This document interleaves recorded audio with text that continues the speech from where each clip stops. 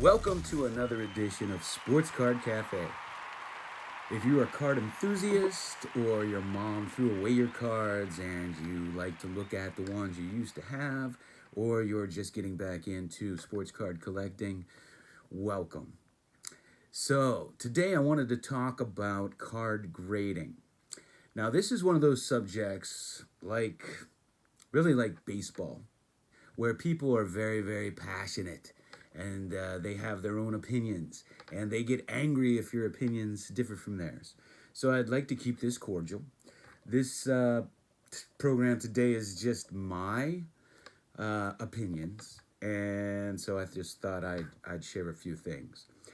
So there are basically four grading companies that are, worth anything. Um, Personally, I stay away from the other grading companies. So you have PSA, and a lot of people will only collect PSA. They're very particular about PSA. And then we have SGC.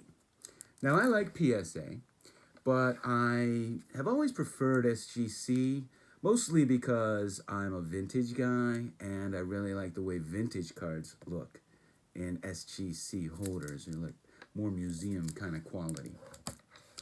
And then you have Beckett. Now Beckett, I inspect cards pretty good. Whether they're before I send them in, which I rarely do. I'm not a big grading guy. Or if I get them in a slab.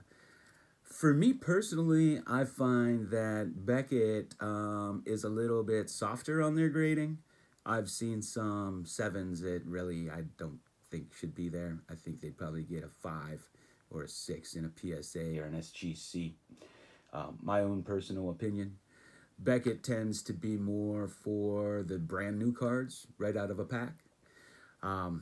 Which personally I find ridiculous that you're going to get a brand new card out of a pack and you're going to actually pay money to have it graded.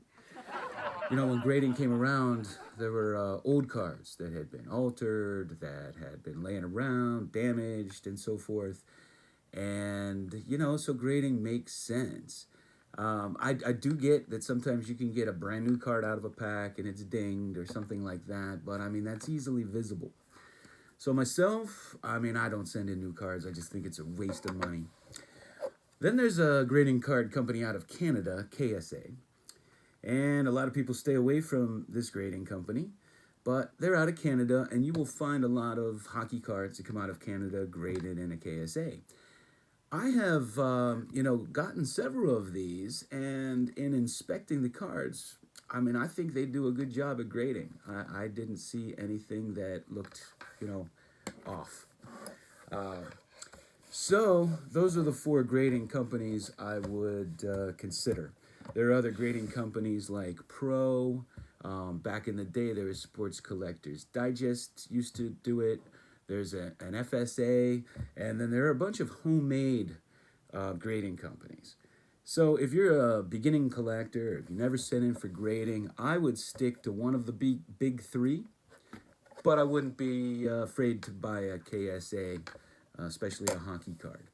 So that's my take on that. We're going to go now. We have breaking news. We just got an announcement that the great Stan Musial is retiring.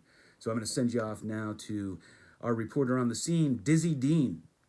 Fans, I've known Stan Musial for 22 years. I was right here in St. Louis broadcasting the ball game in 1941 when Stan broke in his first big league time at the plate. He got 2 for 4 that afternoon and drove in 2 runs. And I want to say right now, with Stan Musial retiring after 22 years of baseball, speaking for myself, we're going to all miss this man because he's been a great credit to the game of baseball. It's always nice to be sitting on that base. And when Stan the man walked up there to that plate in a close ball game, and you're on his side as a pitcher, and I'm speaking for the pitchers on this ball club, I'll guarantee it was a thrill with ducks on the pond when that man walked up the plate because you felt like you had a great chance of winning that ball game, and 99 out of 100 times you was. Welcome back to Sports Card Cafe. We're talking card grading today. So one of the things PSA does is they do a set registry. Now, I know a lot of people get wrapped up in this. It's a really cool thing. You know, you can earn bragging rights. They have different categories. You might have a team. You might have rookie card. You might have a whole complete set. You might have a individual player, and PSA determines which cards are included in that. For me, I mean, let's take a 1978 Topps baseball set. It's rather large. And for you to do a set registry and send in a bunch of $1 cards to pay to get graded and collect those and try to have the best 78 set on PSA, I mean, what's that going to cost you? $10,000? I mean, for me personally, I'd rather have a Honus Wagner, a Babe Ruth, and a Ty Cobb, but that's just me. Very expensive. And that's just one set of $1 cards. If you have a set, let's say of 38 Gaudy, where they're expensive, or another expensive set, then the cost is probably much higher. So I just really never got that. We're going to take you now for some hitting lessons with the great Babe Ruth. I'll be right back. Now, bunting may look easy, but it's one of the hardest things to do correctly. In bunting, you change to a flat-footed position, facing the pitcher. Hold your bat tightly with your right hand and loosely with your left. As the ball approaches the bat, you give with it, causing the ball to fall dead a few feet in front of the plate. There's two kinds of hitters, a choke hitter and a swing hitter. Now, swing hitter only gets the full length of the bat and swings right from the heel, where a choke hitter shuffles his bat about 3 to 4 inches, stands flat-footed, and just hooks at the ball and not that full swing. Hey, Mike, throw me a few, will you?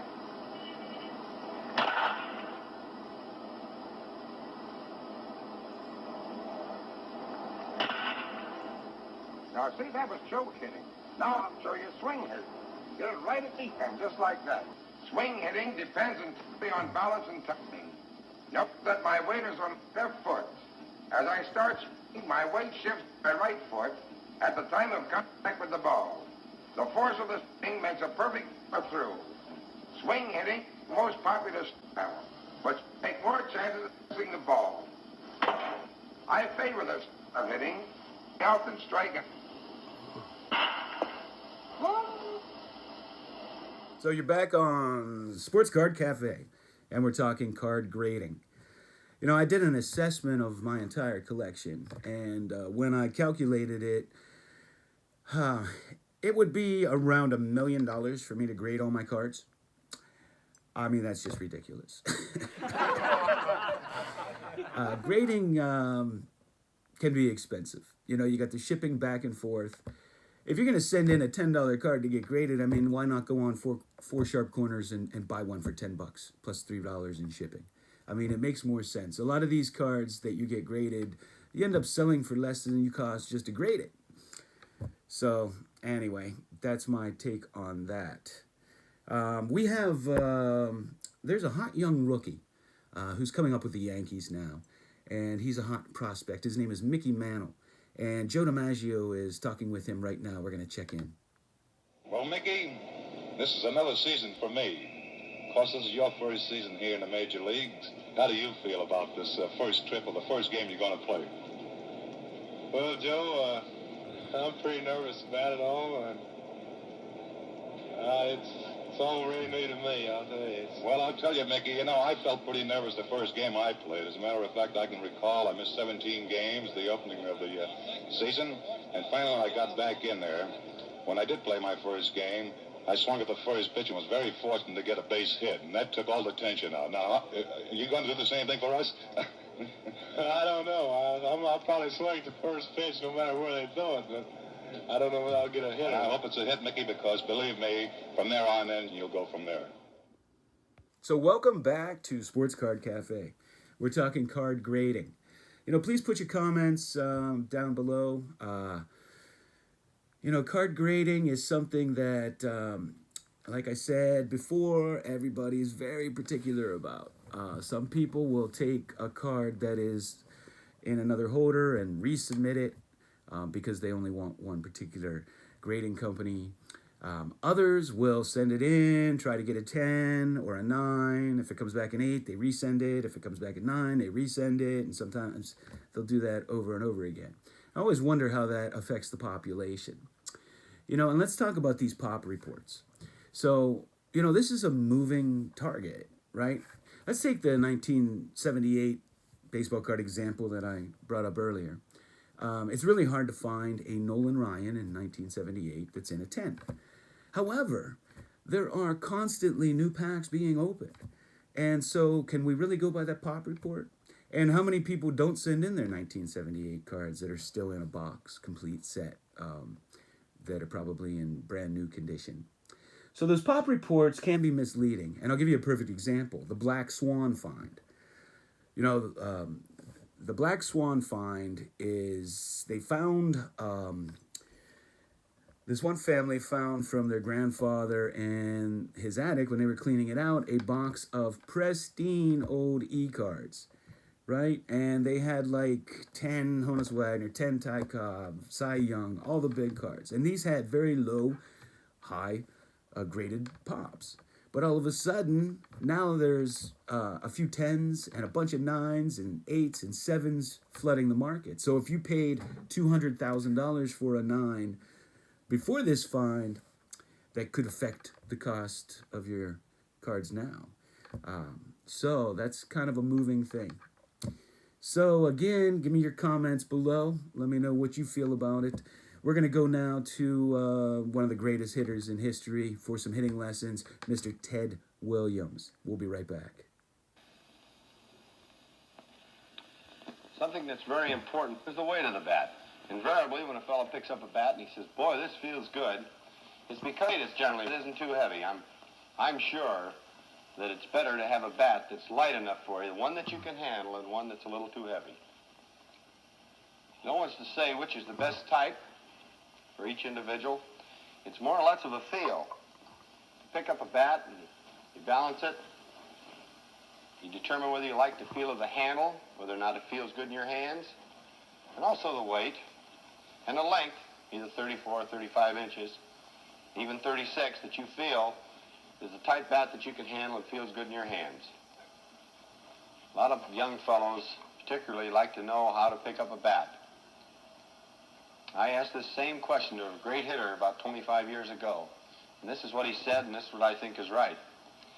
He said to simply pick up the bat like you would an axe, and to form a simple V off the handle with your hands up to your shoulders, thusly. Now, as you go along, you'll find yourself moving your hands around to a comfortable position from there. This is pretty much of an individual feel. Welcome back to Sports Card Cafe. We've been talking card grading today. I want to thank you for tuning in and watching. Leave your comments below.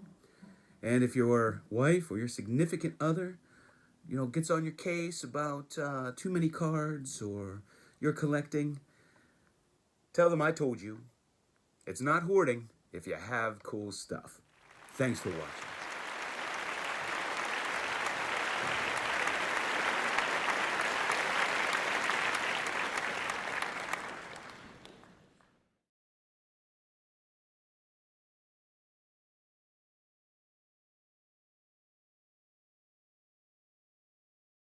Sit, Ubu, sit.